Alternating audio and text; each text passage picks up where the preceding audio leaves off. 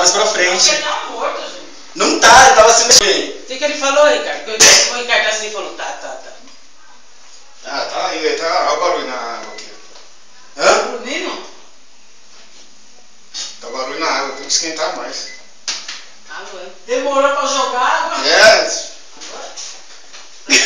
O menino tava mais jogando fora do que dentro.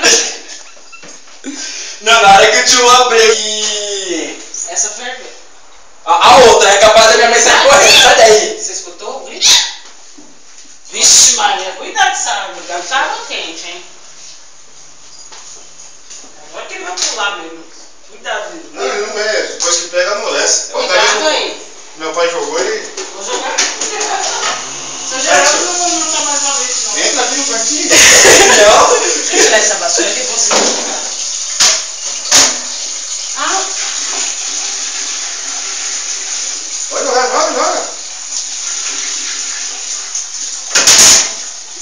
Ele ainda tá lá dentro, Mas se não mexer. mais, velho. então, A essa água da privada tava já gelada, né, Zé? Tá difícil o bicho aqui. Apesar que dá pra matar ele com esse cabo, já que ele não tá conseguindo subir, tinha só ficar esfaqueando ele. Aqui, vai furar meu privado.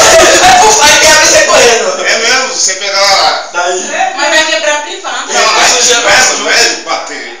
Encostar no meio dele e matar. Isso é louça, meu. É, não pode bater com força, não. Ainda mais na fúria que vocês estão. O que tem no meu ar? Deixa eu ver. Alguma coisa pra tirar ele de lá. Essa área já era. Ih, já morreu já, ó. Olha lá. Dá descarga ali pra ver se ele vai. O cara tá descarregando ele mesmo. Tem que encher de saco e for pra tirar isso com a mão mesmo. Ó. Vai jogar onde esse bicho, hein? Pega lá, menino, você tá doido, para.